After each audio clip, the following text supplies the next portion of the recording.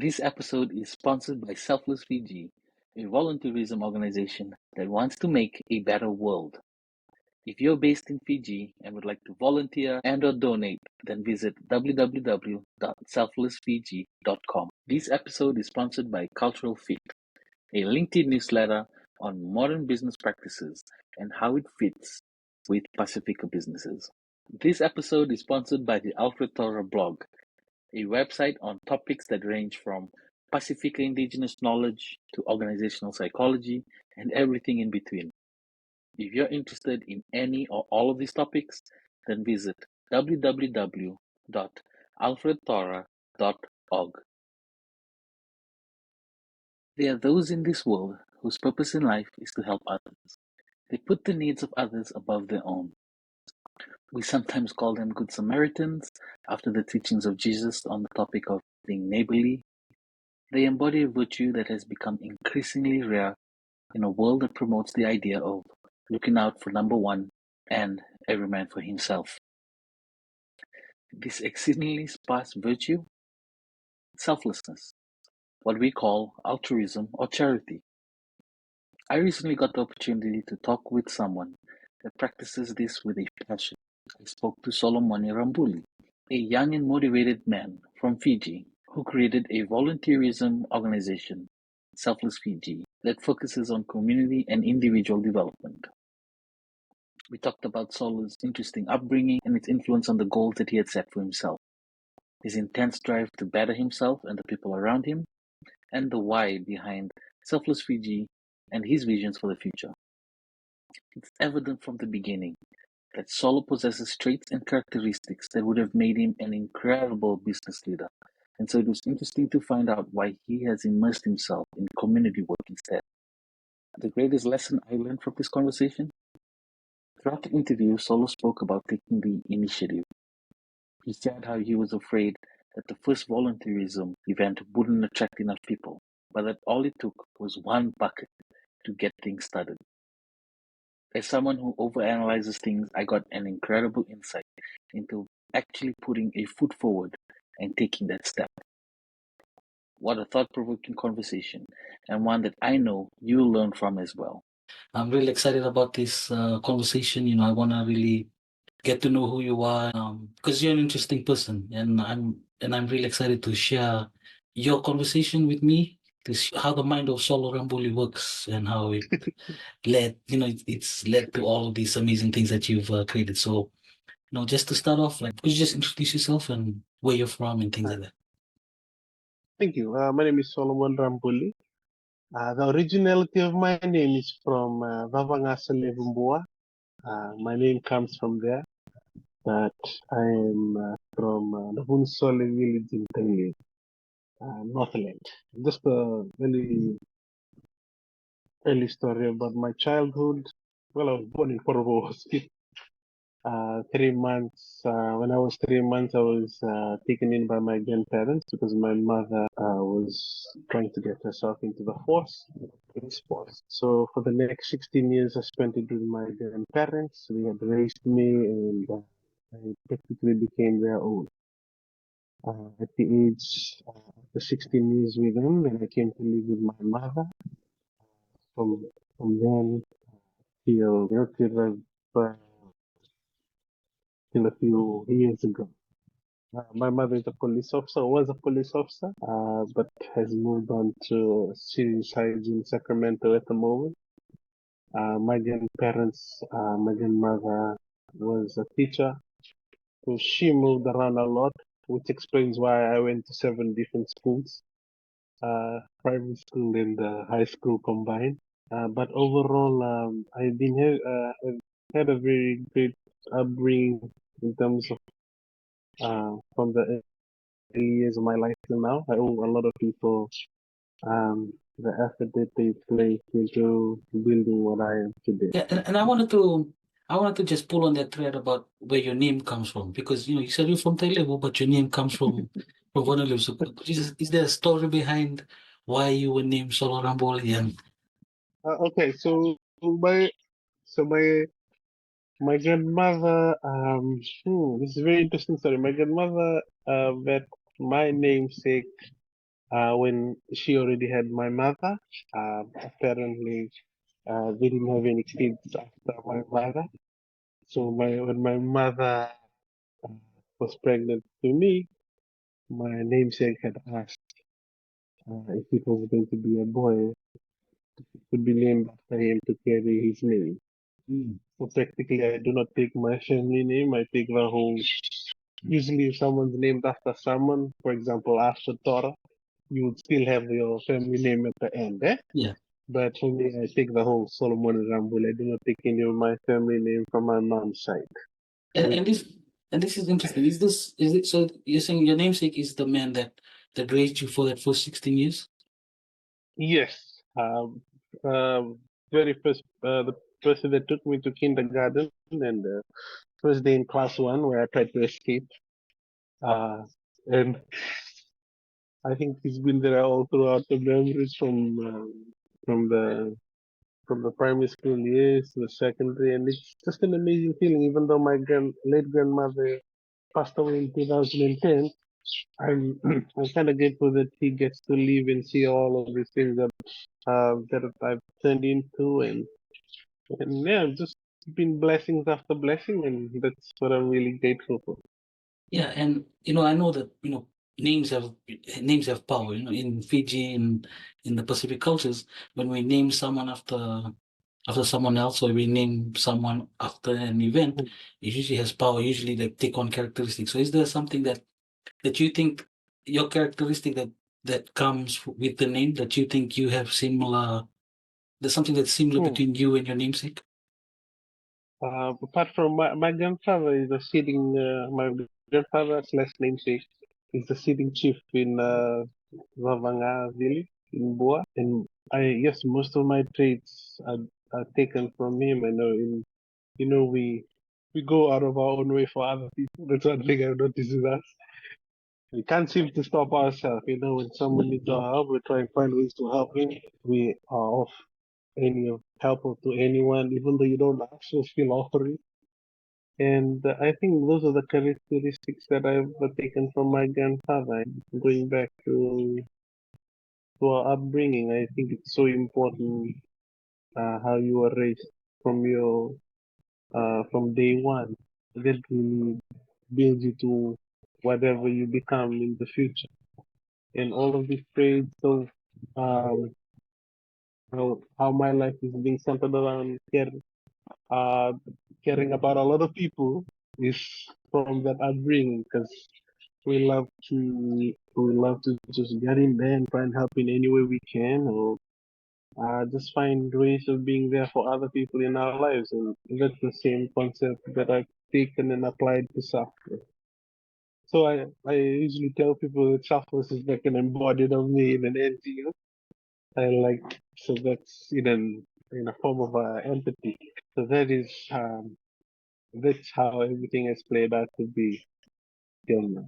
Yeah, and I like that. Like you said, it's an embodiment of like the values that you've carried throughout your life, and that you think it's an embodiment of your personality, yeah? Caring for other people, trying to ensure that everyone is taken care of and things like that. So that's a really interesting thing. Now, another thing that I wanted to pull is you said how because your grandmother was a teacher, you went to different primary schools and high schools and things like that, different schools. Do you think it helped you get a better perspective of meeting new people all the time, getting to know Yes, different types of people? yes, I think I, one thing for sure, I made a lot of friends from all different schools. The networking rate now as we got older is I've got a variety of people because going to how many school of such, you get to meet a lot of people along the way and make meaningful friendships. And you get to see life in a very different scope because I went to school uh, in one live that we were based right in the interior, and I went to schools in the city. So I got the best of both worlds: schooling in the interior and schooling in the city. So we know what it's like, the struggle of finding a network of one by in local secondary school in Goa, and the luxury life of having 5G here in Suva. So yes, a bit of both has really taught us so many things to be thankful for, and and all the things that we've encountered in our lives. No, that's really interesting. So after high school, how did your life go from there? What was the journey like? Okay, so well, I started working my first job at 17 during school break. I think it was because once I moved in with my mother, I could notice the hardships that we were going through. We lived in a small. It was enough. It was a small room in Kinoa. We lived in, and everything was in the room from the fridge all the way to uh, to the bed. But it was something, as long as there was room, we were surviving, and mom did her very best to be there for us, even though there were times we encountered a bit of struggles, but we still ate at the end of the day. And taking on from the struggles there, I thought, I think it taught me independence. So I went out on my own way to try and look for jobs doing high breaks, while some other friends of mine who had both parents working could enjoy the cinemas, while I had to go to work just to find some spending money. But it was a worthwhile experience. Managed to get a job with Vodafone just for 2 weeks break. That time Digital was new into the country, and we were swapping SIMs for. We were paid per SIM, not per hour. So any swap, the more you swap, the more money you get. At Form 5, that's a lot of money. And then it kept going. From there onwards, during school breaks, I would take school. I would actually seek employment just to have spending for the holidays, and also just supporting mom at home. And that brings to selling pineapples at Kasanji, where one of my Kola Nasiana, she offered me a job there because I was looking for some source of income in Form 6. And when then I enjoyed myself in Kasanji, just in front of Vision Motors, somewhere after the bridge. So every time I pass that place now, it keeps bringing back so many memories. Every time I go past now, I keep picturing myself 50 years ago. But yes, we've grown, and I didn't have the luxury to try and finish school, so we had to make it or break it. It was a kind of situation, but I had big dreams. I wanted to start an NGO, and at the same time, I wanted to work in a bank. But then, some people tell you dreams are free, but I would say if you have a dream, go after it. It's free, but you can get it. So that all started from working in retail shops. The goal was clear, but I guess it takes a lot of patience. So I, for one, always believe in the seizing the opportunity at the right time. And sometimes it takes its time to come, but when it's there, you seize the moment. And yes, after various work from the call center in Mindful and to other retail outlets, I've managed to land a career with ANZ, who I've been with for the past 6 years now, and I'm very happy. And I would always emphasize on the fact that, in my case, I had just taken on what I had with experience of work and with confidence, and just try and push through to try and get the career. And now, graduating with paper 6 years later, it's just probably just um, another added award. But I've always encouraged a lot of young people in our community that we shouldn't let anything limit us if our mind is set on to things. And through thick and thin, find a way. You'll get there. And I always believe that when you have the heart and you're driven from within, anything is possible with an amazing support system. And so when you started ANZ, where did you start off? Like, what was the position you got into, and how far have you gone from there? All right, so the role that I started with the intern was a teller. I just wanted to get a step into the bank, just to start somewhere. And that's probably one of the best things. It's always good to start from anywhere, even if you have to start from the bottom. And it's from a teller, then I got After 3 years with as a teller, then I got offered the role that I currently sit in now, as a securities consultant. So work is very broad in this scope. We look after the Fiji, and slowly we centralize into the Pacific, meaning we're overlooking 5 to 6 Pacific islands as you speak. Flow. Mm. And while all of this was happening, you were doing your studies, correct? Because you just Yes, because one of the things that I've always worked on was multitasking. People will say, hey, you have to do one thing at a time, but I knew that I wanted to do so many things all at once and achieve it so fast, without waiting to be 40 and then starting an NGO. Mm. So I guess it's all about being driven, and that kept me kept me going, for for all this time. And it's not an easy thing to be juggling school and work, and then you have an NGO, and then it's hectic. But then if you if everything is set into play and you manage everything well, then it'll be like what I love the thrill of it. It keeps me alive, because in one space I'm in the bank, and the next after that I'm in a meeting with other NGOs, and then I'm back in the bank, and after that I'm in school. I guess some of us look at life very differently, and I love the thrill of being challenged. That's possibly how I could break down everything into one. so you say you love the thrill, yeah? But when you wake up in the morning, it's a long day.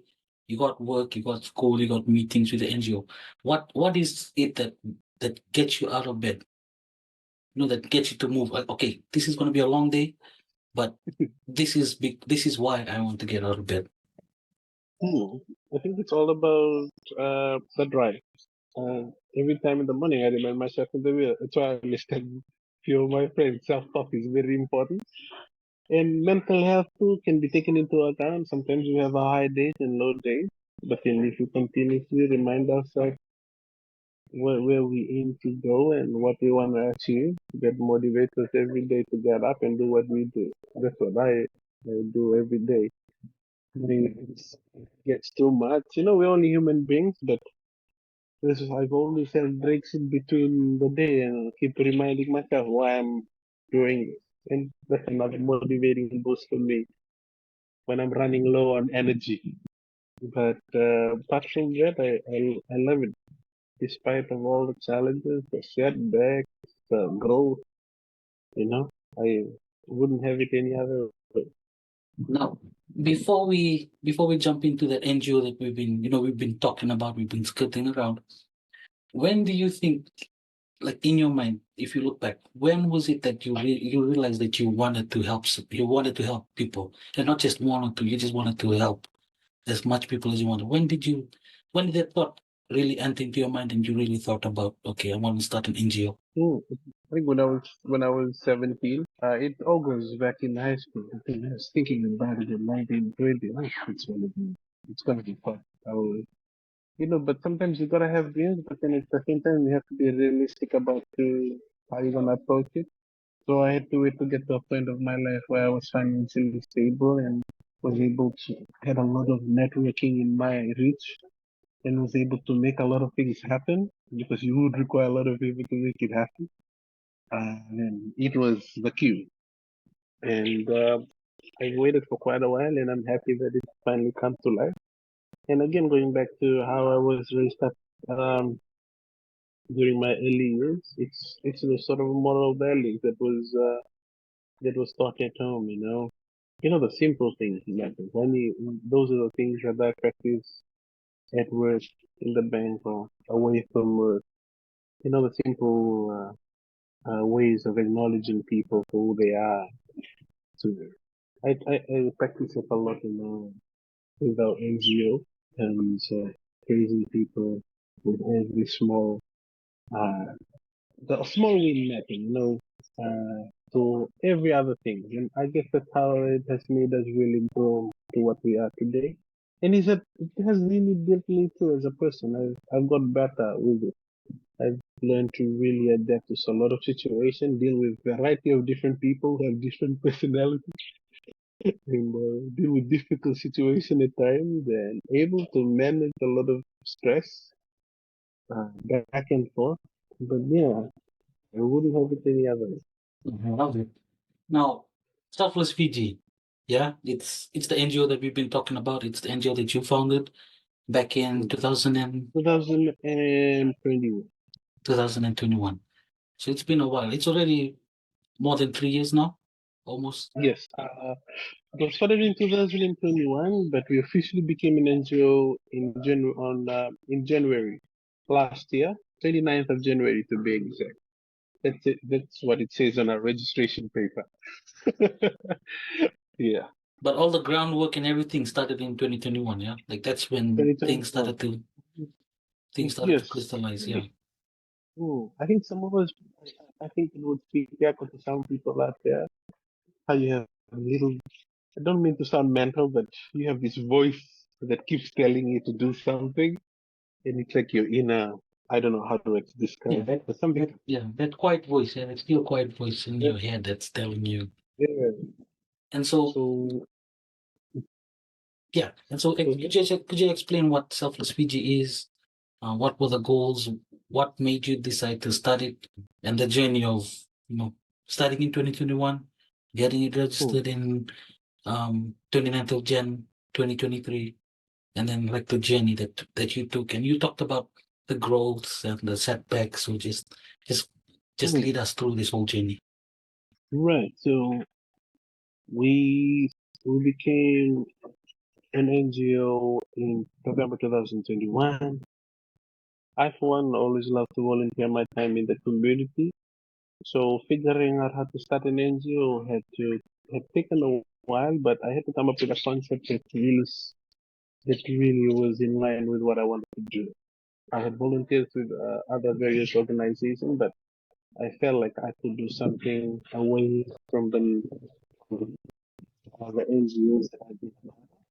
And it was empowering through the willingness to volunteer is what we do in Selfless Fiji. And what we do is mainly trying to involve people from our community, from all different walks of life and all contribute to the community with all the initiatives that we have. When we started, it started off as wiping windows in St. Christopher's orphanage with all the money that I could collect. Well, you know what? We're just gonna go and scrub some part of this building and probably wipe some louvers there. Well, God knows. Then 6 months later, we ended up painting the whole entire orphanage because with me, like it will be as soon as few of them that have known me through our journey with Southland, as soon as they see me speaking, they'll be wondering, no, I think he's not content. He wants to do more here. And that's exactly what we did. I saw it and I was like, why? And that's something that I've always done. Every now and then I reflect on things and think, what can we do more? Like, is this enough? So one thing was like, we wiped windows, we scrubbed it, but what's stopping us from painting the whole building? And then one of the individuals that started with me had asked, it's gonna take so much money and a lot of people to support us. And all it takes is one bucket. Then we start there, we start a page, and we try and convince the mess to support us. Either way. Well, that worked out well. We started a page within the Selfless Fiji. Obviously, couldn't be Solo's group, eh? So, It would have been a good name though. so because we had to come up with a name, she's Goodman Fielder, the one of the very first corporate to come on board. They've been with us till now. And asked, like, what is the name of your organization? I was like, oh my goodness, I have to try and figure this out. But within half an hour while at the office, I had planned out the name and the logo. Now it's enhanced to a better looking one compared to the pick art that I did. But yeah, that's how we came to be as Selfless. We started with a few volunteers, and after that, it was just non-stop. As you can see, I love talking about our work in every media channel that I get on, from my LinkedIn all the way to That's exactly the approach I've been doing from the very beginning of our work. Because one way or another, I'm able to capture someone who wants to support our work in any forum that I get into. And that's what it occurred. It all started from people reaching out on social media, like, oh, our organization can donate this to you, and our organization can donate that to you. I said, oh, okay. And we amounted to quite a number of donated materials that helped us finish an entire orphanage. And St. Christopher's orphanage is quite big. Um, but 6 months of 2 weeks of volunteering was quite so many efforts from so many people, because we started out encouraging people by word of mouth, and we wanted to expand it to going to on social media, and we're fortunate enough to have our website done by Shino, who reached out to us on Twitter. And that's what I've been preaching from the beginning of time. We just got to get out there, start talking about our work. One way or another, someone will want to support our work. It doesn't matter. It's a one bucket or two bucket or what. It's going to keep our work going. And one thing I love to do is go by faith as well. I think should live outside as well. And faith about things. So I think that we have our own sort of something with our own plan, but God has a very different sort of approach, and it's much better. And I love it. And 50 people to 2,100 now across Fiji. Becoming an angel last year, we were very fortunate to Fiji Water listing us as one of their charitable org 1 month later. So now we appear every year in their wonderful giving, meaning that their employees get the opportunities. If you're an employee, part of the 6 subsidiaries, during wonderful giving month, you're given an opportunity to donate your share to any NGO. So we're one of them. Those NGOs, they choose us, they donate their portion to us, and the more the better. So yes, so that is one way that helped our work. We've done 23 projects within our span of time. We've done a lot of collaboration. I always feel that we could do a lot together rather than alone. When you want to thrive in this sort of platform. Working together, for me, I honestly do not have a problem with working with 5 to so many people. As long as we help the people, that is all that matters to me. We credit always comes at the end, but I think one of the fulfilling things is just seeing a lot of people smile, and that's what really drives me to really do what I do. That does me every morning to wake up and keep pushing to great heights with our work. No matter how people would say it's difficult and how challenging it could be having an NGO, and it's probably that's done. I'll get through it. Now, like you said, like you've expanded with volunteers coming in, like you have more than like 2,100 people using. What do you think sets you apart as an NGO from other NGOs? What makes people attracted to coming to Selfless Fiji? Like you said, like when you started, probably just 5 people. Now you got more than a dozen or of solos group or whatever. But what do you think? What do you think sets you apart? Why do you think youth, a lot of youth, I see a lot of youth in Selfless Fiji. Why do you think they come to Selfless Fiji or they're attracted to come to volunteer? There's quite a number of things that I want to talk about there. One of it is, I think it's being, people always love to help in our community. They always find a ways to sort of direct their efforts to. And our sort of target reach is the youth. So one of the ways was continuously talking about our work in any forum whatsoever. That's one. And the media has helped us reach a lot of people as well with the features every now and then, and talking about how one person, how we all play a very important role in our community, because your effort combined with my effort and the other 15 people, we really, people always do not see the importance of their effort because probably it's less. But if you combine all people, everyone's effort into one, it really makes a change. And that's something I've always talked about with people in our community, even in our Viber channel. And just encouraging everyone to come out with spending their time and building our communities, and because it's a way forward and we're building a lot of positive relationships along the way. And it's very fulfilling. I mean, because if we're going to try and encourage people to volunteer, obviously there are, so what's exciting about volunteering? And I would tell them, you know what, this, you get a lot of meaningful sort of memories when you volunteer. You go into different communities, you meet a lot of people. I love to meet a lot of people. I love to sit around with a lot of people, and you create a lot of friendships and relationships along the way. You feel that you're part of a great change, and it motivates us. And doing all of this sort of work helps shape character as well, because you get to see life in a very different way. And the volunteers will speak for itself. You know, we volunteer in different sort of homes. You know, like the orphanage. Few that really reflected on their life growing up with both parents, and now seeing children with no parent. You know, that really, it gives you some really great learnings along the way. And we volunteered with Father Law Home, and you know how few of those AIDS residents are just left there and are not being bothered by their family members. Those are little things and that really teaches people. And we want to create a sort of culture where you know we have time to care about one another. We have time to care. And that's what we're trying to build. Like, apart from encouraging a lot of young people to volunteer, it shapes in them in that sort of way.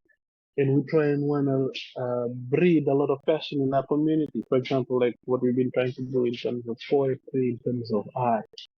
So wanted our space to be a place where everyone really thrives differently. And one of which is Anataka and a few of others that I've seen grown. They love to write. They used to write in the small books in their room. Now they're reading out poetry to ambassadors, and you know, and that's something we want to create. And if I mean, who we're going to actually depend on to bring out all of these really talented people when we could do it now?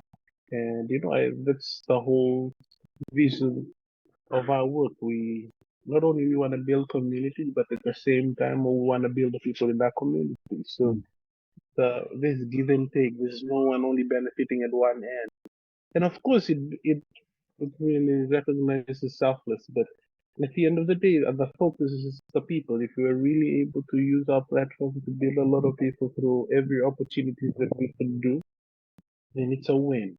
You know, it's all about building people, and that's primarily my focus, and that's why we've been just expanding and expanding, because a lot of young people are like, oh, you get to go there and do a poetry. I love to write. I love to read. I love because you know we haven't focused on that sort of area, because you know there are other areas in our country that you know sports and those other things, but there are other things that we fail to realize, like you know in terms of art, writing, creative writing, and to the other things. And I would love our space to be that space where we grow uh, this sort of talent, passion, or whatsoever, and we use it as a forces of you know creating an impact in the community, or in better way, we help people grow, and that's all about what we do.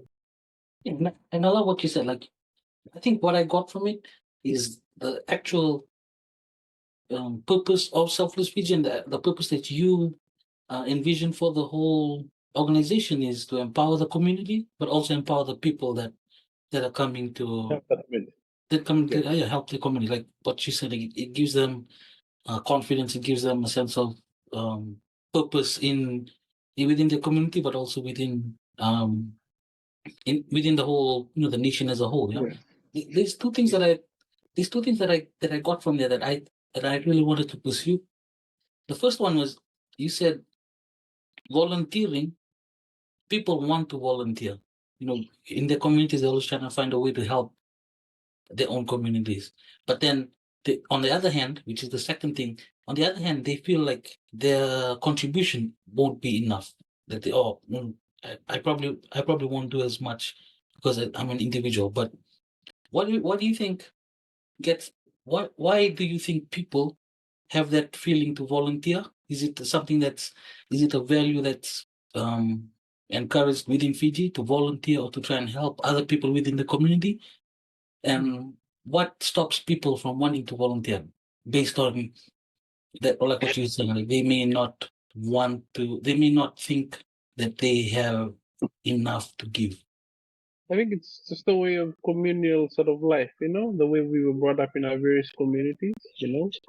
And that's something, straight from the roots.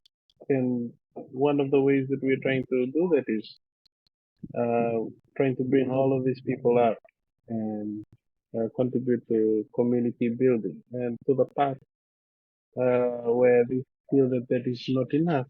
We need, I think encouragement needs to go pretty in depth for some people that I've encountered because they feel that their contribution doesn't matter or they've only got this much. But I guess it's all about sort of reaching people on a very, I always love to go to people on a very personal level. That's how I've really communicated with a lot of people in my midst. Not only, I don't see them as people who volunteer for something. Over time, we become very close to and I didn't only recognize their time with us, I like to know them, like, their family background and how many sisters and how many siblings they had and all that sort of other things. I think creating a sort of meaningful sort of relationship with people really, that's one thing that I've always done with people. Even though it's your friend, they'll come by and shake your hand and ask where you're from and all of that sort of conversation. And creating connection is one of the things that really is one way of moving people close to the work that you want to do. Because they not only feel that it's just some volunteering activity, they feel that they're not only part of a great cause, but they feel like it's a part of their second family, I would like to say. Because it's practically what we are. Probably volunteering whole day, and we still have time to sit down and have a cover bowl at Talano at someone's house about how our day was. And that's probably one thing that I've been consistently doing from the beginning, and that's how we've really just brought people in because we make you feel like you're part of it. And I guess that is one way, people, one of the things that we are as human beings, we love to fit into places and we want to have that sort of sense of belonging. That's what I do with Selfless. To create a sense of belonging and an importance and recognize people who they are. It plays a whole thing in terms of them coming every day. Because now it's not a volunteering thing. They're excited about, next week Saturday, I'm going to see those games, some spoils, and, tell them about how did that went, how did that. So it's more than volunteering. So we're creating a lot of meaningful sort of relationship through our work. So that's what draws people to our work. Now, this is an NGO, yeah, non-government organization, non-profit, and things like that. But like from just listening to you, I can tell that if you were a business, or if you had tried to commercialize something, you have like a lot of qualities that people in the business field, leaders in the business field would want to have. Like what you said, you try and create a sense of belonging, you try and get to know people personally and things like that. Those are all qualities of great business leaders. Yeah. So how do you have a sense of when you started to get all these, leadership qualities or leadership values? Because, it's one thing to have a vision. It's one thing to start a foundation. It's one thing to, to see it grow, but it's another thing to lead people from when you started it to becoming this, this charismatic leader where people want to come, they see your vision, they're caught up in it, they want to come and volunteer, they have that sense of belonging. So when do you think you had these qualities? When did you learn these qualities throughout this journey? Because did you learn it in high school? Did you learn it, just tell us when you One of the things going back to the upbringing is one of which, and some of us, I would say, are built naturally. Uh, we we do not really need to really try hard or learn a few skill or two. It comes naturally. For me, it comes naturally in my case. And when I'm out there and I'm leading 40 or 50 or whatever number we're doing, everything is in sync. Because at the beginning we create that sort of connections with all the people. Because it's not easy asking 40 or 30 people to give up their Saturday to come and paint one building with you. You're asking them to come and help you finish that course, which will take 2 weeks. Those are the time they could spend their families, with their friends, or with their partners. But they're helping you paint from 9 to 6. Mhm. And how we do that is, it's just working on relationship with people. That's what I've always done, and developed that sort of trait, and it has really contributed to me as growing as a person as well. And over time, I honestly have to say that it's grown naturally on me when you practice, when you are a people person. I would say that I'm a people person because you put me into a space of strangers. Next minute, we're talanoring and we're laughing about something happened last week. We just met Madanga 10 minutes ago. Yeah, for me, it's always been easy because for me, it's a very natural sort of thing that that come across. And it has really played a very important role in our work, and it has made us grow because as someone who leads a sort of movement, you need to be always up on your feet and always, you know, providing the sort of direction to everyone. It's something that I've always done, and letting everyone know where we're leading to, what we hope to achieve, where we want to do, where we want to be in 5 years' time. Why are we doing this? Why are we signing MOUs with those people? Why are we signing MOU with those people, the other people? And why are these people supporting us? Because if you are able to have an open sort of, I think an open sort of, they always have an open door policy. That's what they always say at work. But if you have an open approach, people are comfortable to talk to you, no matter if they're day one or day 100. You know, and those are the things that I've learned naturally as we move with something, and I love it. It's really made me see life in a very different way and helped me really maneuver in sort of cases where I have to deal with varieties of people. There's always sort of disagreements within our team, but we've managed to always rise above it all by having an understanding. Now, Selfless Fiji isn't the only organization that you're a part of, yeah? Is there, I know that that you're part of another organization, Right. and So one part of our work, apart from what we do in terms of volunteerism, one of the visions that I had was to create. I wanted us to be a hub for all the NGOs in Fiji. I know it's a big thing, but it's slowly coming into life. We wanted to really bring up a lot of young people and all people of different ages to our community, where an NGO, where we support other NGOs with their work, meaning we thank Fiji, whom I'm part of as a board member. We have an MOU with them, meaning that in times when they raise funds and they're able to get all the education materials together to deliver to the children, we come in and help in terms of packing and all that sort of stuff. And I feel that's one way we could be of great help to other NGOs. We've done that with Fiji Council, we've done with Frank Fiji, now we're going to do it with Frank Hilton Organization. They're running the Barra Battle in July 8th, and we're excited to be part of the organizing team. And that's the whole reason why I've always felt like we could do a lot of things together rather than alone. So if we're out here supporting one another, that's how you reach the mass. Why should I go and create a sort of NGO that feeds people on the streets when there's already an NGO that does it? So we just come in terms of manpower and support your work and help your work grow because we're all about growth.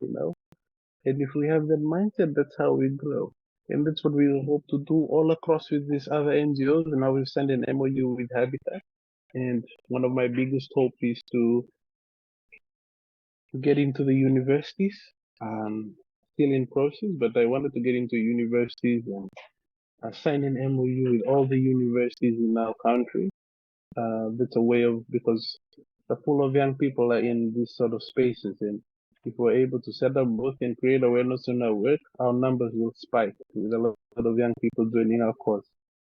And not only that, hopefully one day Minister of Education can look our way and we have a conversation about jumping into schools, primary to secondary, and trying to encourage young, people at class, depending on their age, with proper consent and all of this sort of guidelines. If we're able to really mold young people from a young age to be, to have that mindset that they can contribute to their community building, who knows what we can do with, all across the, we could build a lot of positive sort of results everywhere we go. Now, I really like this last bit of the conversation because you talked about signing all these MOUs. You've been working with other organizations. That's like what you said. Instead of trying to create a competitor, try and create a support system, a support network. So that's within the Yes. NGO. Do you think?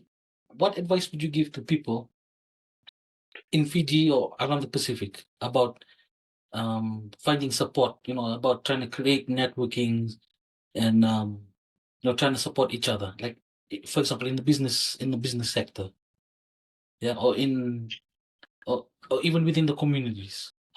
What would your advice be, or how did you find it easier to try and support other people to try and build that network of care, of trying to push each other forward, trying to give that a helping hand for everyone in there. So, what would you support? What would your advice be for people that are trying to create support, trying to find networking and things like that? I think it all comes down to mindset for me. I think it's having the mind and the willingness to really go out there and help people. And it takes a lot of for some it takes a lot of convincing. But if it's for some of us, it's just a natural sort of thing that comes about because we love to help people. We don't see other people as competitors. We see them as like, oh, so what are you planning to do? I said, man, I have promised her putting some stuff together. How many people are you getting? 5, 6, because we need to set up that space. Oh, we need 6. Okay, sir, let me know. I'll go and look and I'll come back. And I think it's having that sort of mentality that instead of looking at other angels, for me, it's not about competition or trying to be better than those other angels. They've been around for quite a long time.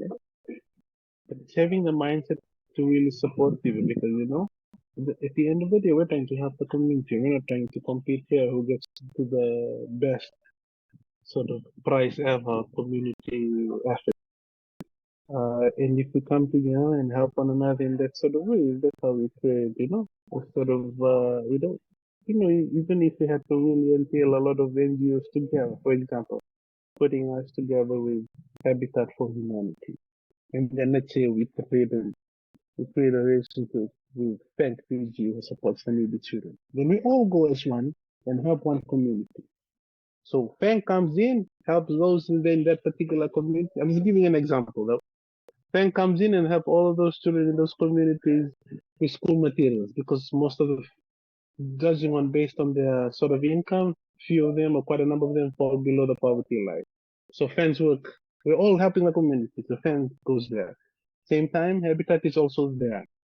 Looking at all of these people's living conditions, and they have the right consent, they're able to build comfortable homes for this community. And then comes us, who come and pay, help set up in any way, in whatever areas these two help needed. And we help the community. Yeah, So, and what you're describing sounds like that the Itoke value, Solibaki, where everyone just comes together, helps one community, and then they start going on. And what you're saying is, it also helps with resource management. Yeah, instead of one organization going there first, spending all that resources, then moving, then another organization coming in. By going together, you guys are all, ensuring that you're maintaining your resources, you're managing it properly, where you're not wasting as much money. You're able to go there all together. You can set up a better plan about how to help the community, and it's interesting that you bring all of that all together. Yeah, if you're able to combine everyone's effort, imagine what we can do if all of us are combined together rather than us trying to compete or rather than us trying to be oh, I was there first and you were there last. It's just, just complete nonsense if you want to look at things in that way. Because at the end of the day, we're all trying to help build the community and help trying to make our community better. What a great way to really bring in all these other NGOs together and like sit down and like, guys, what do you want to do? Oh, we can do that. We've done a survey. We've looked at this and this, and we can build 10 homes. Okay, set. So what you guys can do? Looking at all our survey from our field offices, we can help 50 children. All right, that's good. So what do you guys need? Oh, you guys need us to come and help and pack? Okay, we can send 20 to you. And you guys, how many people you need? And then all that way, we make a lot of, we do not remove the problem, but we sort of like really reduce in a certain way. Can you imagine if we do that like in communities here in Nanuku settlement where I'm always focused on, because we're trying to set up a library there as well. Eh? Imagine if we're able, and people are always asking, what can we do to really alleviate people from poverty? What you do is you offer them opportunities. You don't give them free things because it encourages that sort of dependency. And how do we do that?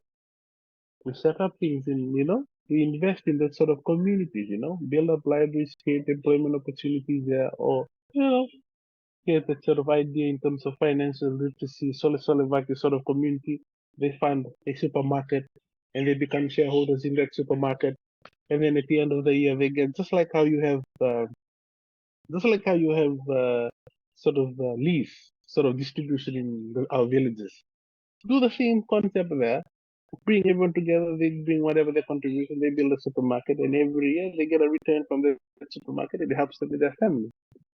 And at the same time, we get to build comfortable homes and work with these other stakeholders. And one thing I used to like really talk about is like opportunities in the form of scholarship, mainly to this informal settlement, if we were able, hopefully God willing, sometime soon, that I'm able to go and win some huge funders.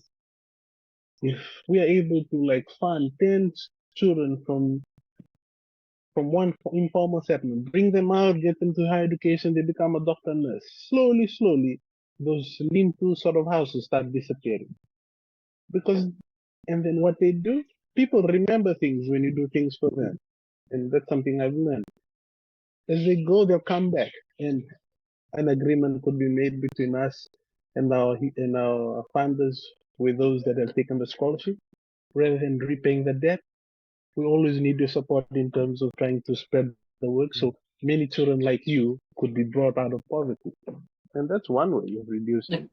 Like a perpetual fund, yeah. So where whoever benefits from that funding can then contribute and help ensure that that funding continues.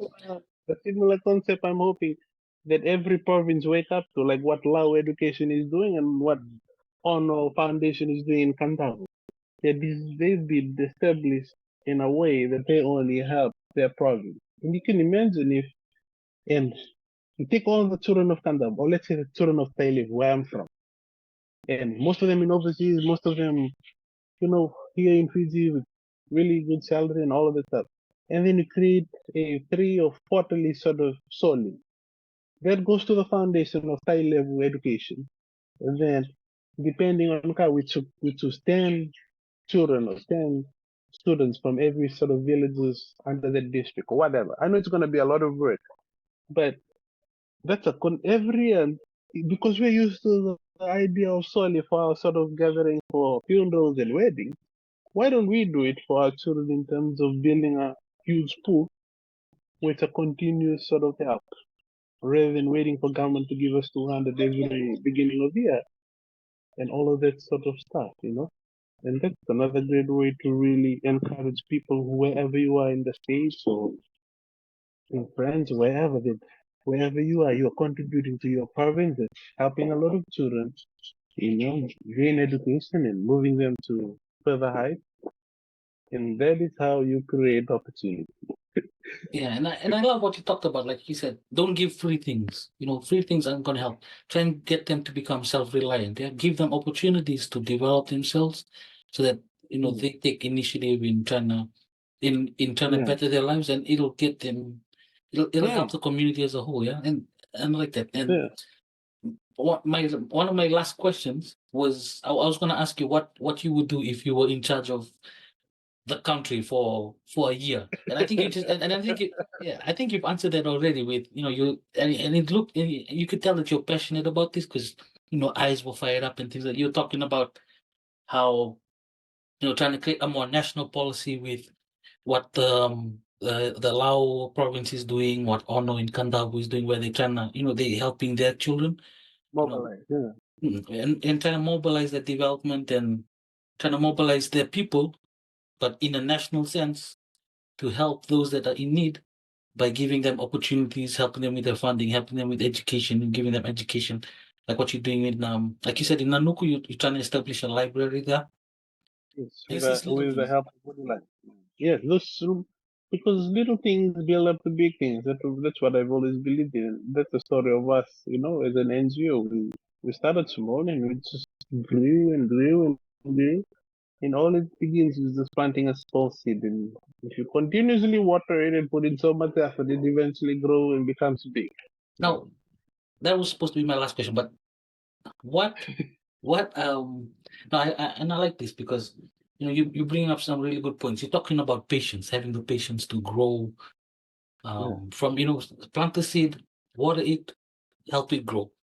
I feel, I don't know if it's true or not, but I feel that a lot of people nowadays, a lot of youth nowadays, they even I was like that too when I was young. But I want I want the quick results. I want to, and if I wanted to start a business now, I want to be a millionaire by next week or something like that.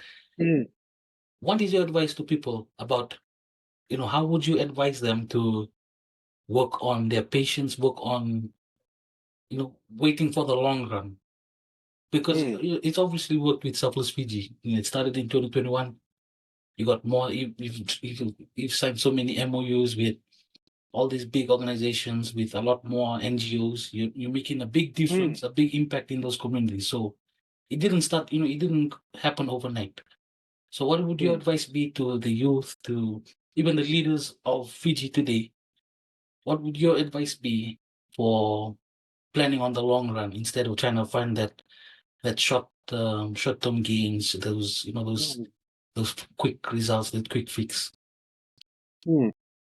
It's all about mindset, and having the ability to really develop something over time. Because those are something that you can't just get it overnight in terms of patience. So that some of us get really impatient at times.